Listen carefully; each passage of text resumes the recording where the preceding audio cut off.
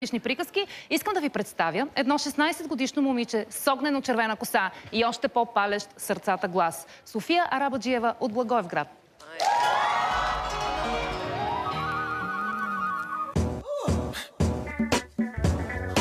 Аз съм Софи, на 17 години от град Благоевград и се занимавам с музика от 14 години.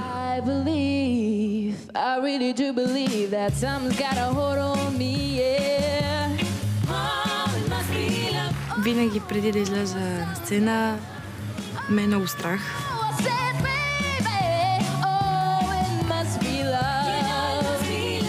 И после, след като изляза, не искам да сляза оттам. Нямах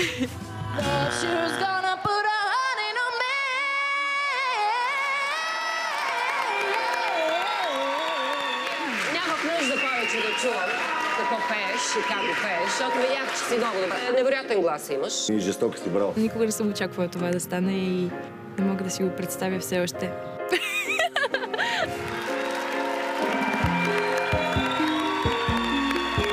И много забавно, защото винаги искат да си снимат с мен. Някои дори искат и автографи, което е доста странно. Хубаво е, но е неудобно.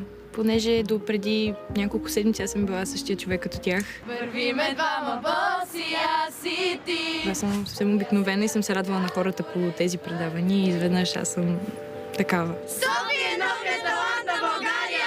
Аз по принцип съм стеснителен човек и срамежлив.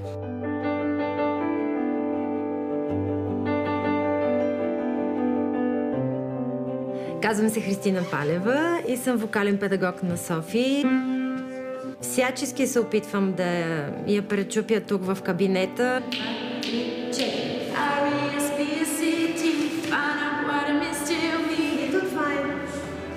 Има развитие и съм сигурна, че ще успее. Искам да впечатля Любо, защото той винаги някакси не ме е харесвал особено и не е намирал достатъчно в мен. Явявала ли се някъде на формат? В предишния България търси талант. Знаете ли предишния? Да. То не помня аз такова впечатляващо момиче. Ще дам всичко от себе си. Да впечатля хората и да покажа какво мога. И сега е момента да го направя.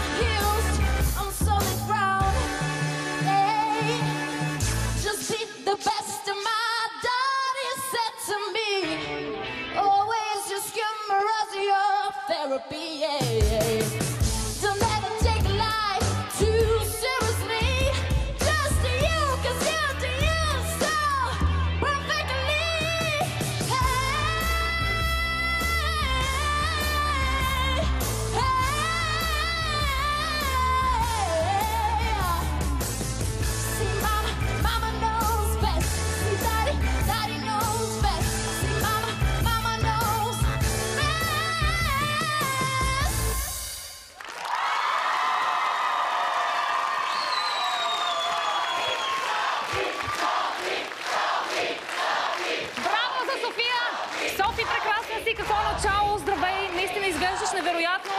Публиката е на крака и много те харесват. И има защо. София направи един много добър ход. Твоите хора, които танцуваха, почерпиха журито. Сега искам да чуя журито какво ще каже. Имаш невероятен късмет, между другото. Днес Любо Дилов е Краси Радков и ще започнем с него. Лошо ли гледаш?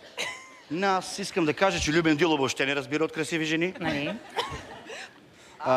Второто, което искам да кажа, страхотно изпълнение. Ти доказа, че джазът не се слуша само от двама-трима, а от много повече хора. Много ми харесва косата ти, която е червено, ярко червена. Много добре се вързаше с пердетата. И с обувките, между другото. Има един акцент там. Уникален глас. Да. Уникален глас. Любен Дилов просто не си го разбрала, защото той... Не гледай. Няма как. Той не има това в предвид, сигурен съм. Благодаря ти, Краси. Есил, много ми е интересно твоето мнение. София! Не знам защо твоите приятели и колеги искаха тук да ни подкупят с чаша уиски или нещо подобно. Нямаше нужда, защото ти си великолепна, прекрасна, невероятна. Просто изпълнението беше вълшебно. Много добре. Имам един голям грях и сега е време да си го призная. Незнайно защо те бях забравила. И много съжалявам за това, защото ти си забележителна. Аз съм допуснала огромна грешка, че съм те забравила. Сега обаче много се радвам, че си тук. Мисля, че това е поправено. Категорично при това. Ваня, твой коментар?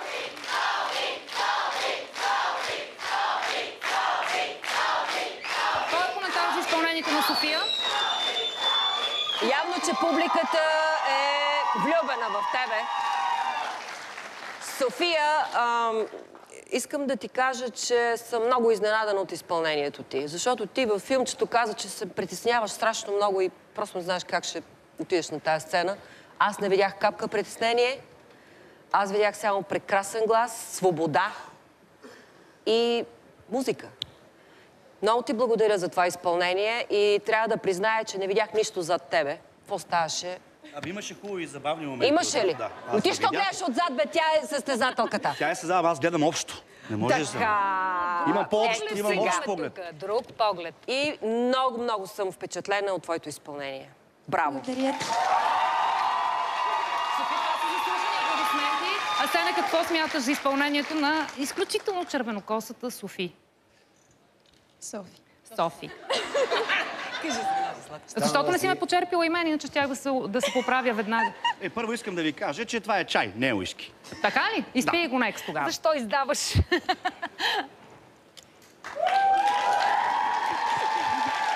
Добре, ще видим след 5 минути какво е действието на този чай. Асене? Станала си още по-добра от преди. Браво. А ако Любо беше тук, щеше да бъде наистина много впечатлен, сигурен съм. А той къде е? Има неотложен ангажимент. Къде е Любо, бе? Да не ти отговарям, брат. Има неотложен ангажимент човека и не може да бъде тук тази вечер. Аз сега искам да се обърна към уважаемите зрители. Чак да мина от другата ти страна, защото и този профил искам да ти го видя. И той е много хубав.